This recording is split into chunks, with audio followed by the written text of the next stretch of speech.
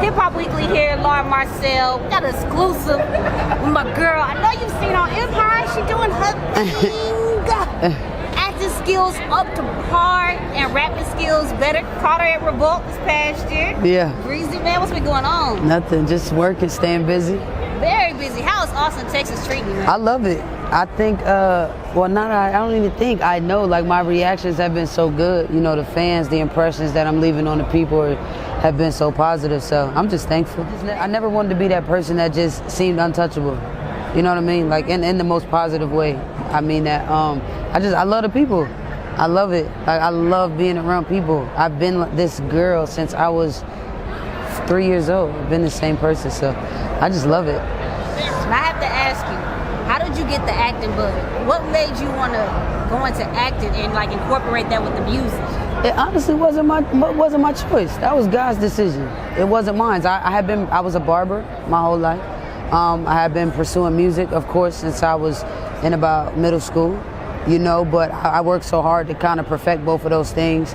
The barbering, I feel like I excelled, you know, way up in that. The music, you know, I was just kind of getting to a phase where, you know, I'm comfortable and I know my sound and I'm good. You know, I'm comfortable with my stage presence, my performance in the booth. Like I was good, you know, and just working towards that constantly. And you know, one morning I got a call about Empire, and I ended up on the audition the next morning. And you know, life, you know, it went a different way. I'm thankful that I'm able to do what I love, which is my music and the acting at the same time. So that's cool. You know, it's decent that those two can run parallel, because that doesn't usually happen. Most people got to make a choice, you know, and people are asking me, you know, well, what are you doing? I'm like, I'm doing both for as long as I can. You know what I'm saying? People sometimes stop you and they call you Freda Gatz. Yeah. It makes me feel so good when they call me breezy. Because that means you know. You know what I'm saying? You know. So those of y'all that know, I appreciate that. Yeah, that's the character, people. Yeah, now it's all good though. It's all good because there's so many similarities between Freda Gatz and myself, and the story that you guys watched on TV, about 95% of that was my real life. Wow. Coincidentally, so that's crazy. It's almost like the ultimate blessing, because here I am on TV and people are thinking it's a TV show. But when I got that script, every script I was getting, I was blown away every time, because I'm like, damn, like, I did this, I did that, I've been through this, I've been through that. I had to deal with all this. So the emotion, the happiness, the sadness, the frustration that lie within Freda's storyline, I had experienced that, you know, but I've grown so much from that woman. But as a grown-up, I'm able to reflect and still, you know, be in tune with what that was and where I was at that point in my life, so.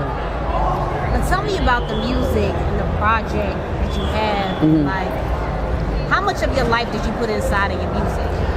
I put all of my life in my music. I think I don't really fabricate things, you know what I'm saying? I think, you know, for the sake of music and entertainment, you know, there is some particular dramatics that we may put in music that we reveal on TV, but in my music, I just put out a project called Round One. I released that on my mixtapes, and that was just bars, and that was really, I gave the fans that because they fell in love with what they seen Freda do on TV. And those records that I created for Empire, a lot of those were created 6-7 years ago when I was at that point in my life. So now, with the mixtape, I just gave them my story, my life, you know what I mean? Whether it's, you know, love life or personal relationships, or just my frustrations with trying to get to that next level, or, you know, whatever it was, like anything I dealt with, that's what I talk about. You know what I mean? Now, going back to bars, there's been a lot of talk about female MCs and being able to actually handle themselves in a rap battle. Mm-hmm. How do you, Bre-Z, handle yourself in a rap battle? I'm not really a battle rapper.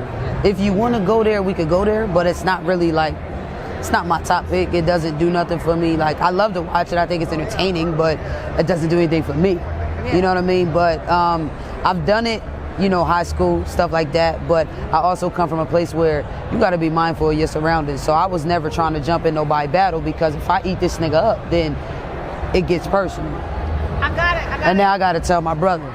Oh. And then he got his squad. And then now y'all about to get handled about a few words, like, so I kind of just, and where I'm from, that's just how it went down. I don't know about anywhere else, but I kind of stayed away from that. What do you think about the female rap battle right now that's been going on between Nicki Minaj and Remy Ma?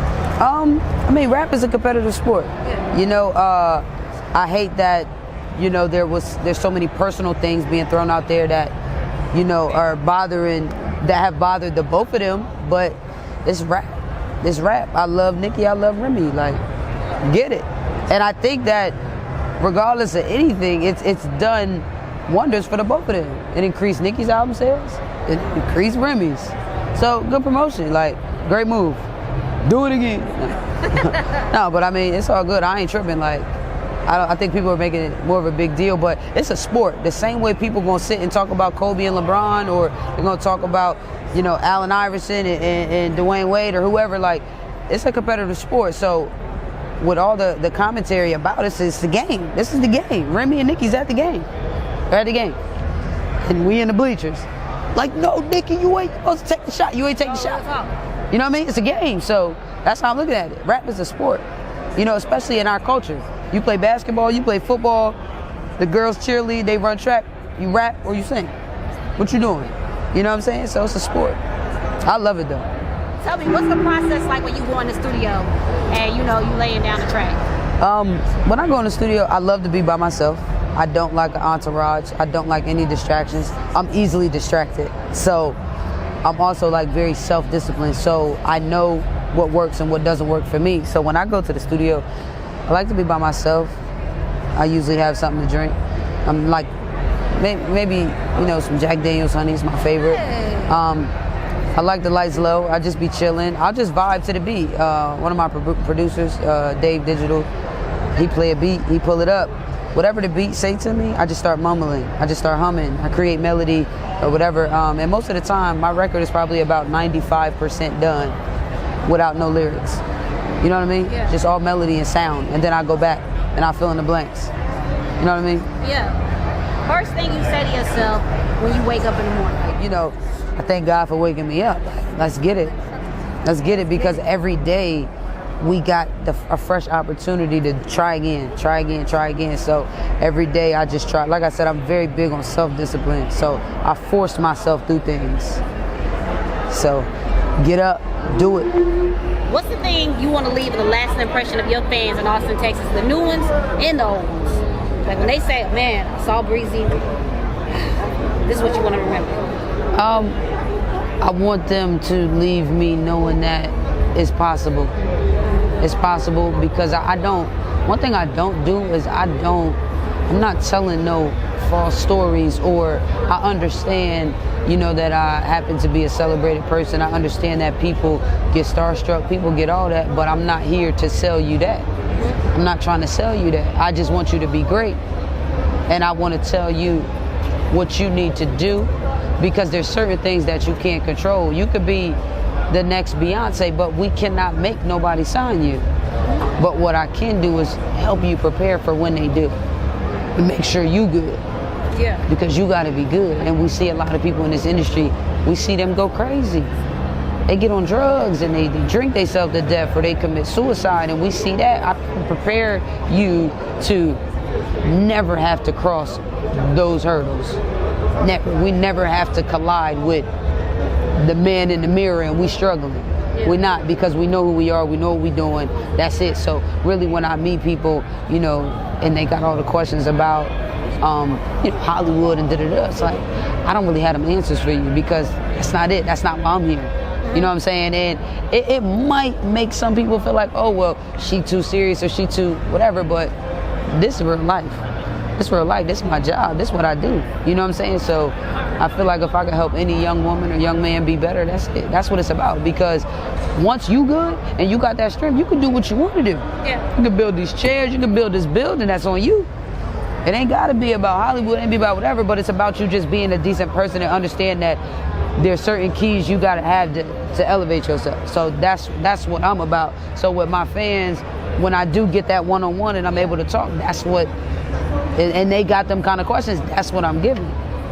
So that's really what I want. I just want people to know that that's what I care about because I love people so much. So I really genuinely give a fuck about you. Whether I see you every day or I just met you, whatever, everybody means the same to me. So that's what I want you to know, that she fuck with me. You damn right I do. You know what I'm saying? Yeah. And if I'm not like weird, if I come across your page or whatever, and I see you doing good. Hey, you doing good. You know what I mean? One of my clients, I used to cut his hair, a young boy named King Roscoe, and he's now on Jermaine Dupri's little show. Wow. And I was cutting Roscoe's hair when he was a little boy. And I just came across his page. Of course, I was a barber. I was working. His mom paid me every week to get his cut. I used to give him my old sneakers, whatever. But I came across his page the other day. I'm like, damn, you on TV, bro? Like, do your thing. Like, I'm proud of you. You know what I'm saying? I'm not scared to say that. I'm not afraid to show love. Some people are. I'm not afraid of that. So anything I got, I'm going to give it because I can't take it with me. That's incredible, man.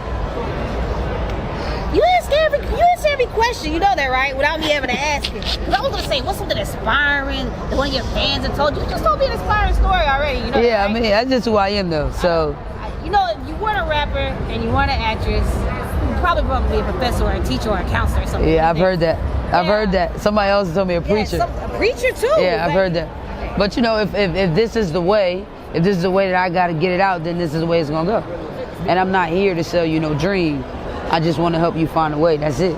I walked away completely different from this interview now. Yeah, I know. I learned a lot of people. I mean, because the perception is almost one of the worst realities. You know what I'm saying? Yeah. People think they know and they look at you a certain way, but that ain't me, man. That's not me. And that's beautiful. Y'all heard it first, man. Make sure y'all follow this You're here career. first on our play show. Shout out DJ Khaled. Man, Hip Hop Weekly, y'all stay tuned. Shout out Hip Hop Weekly, man. South by Southwest 2017. We at.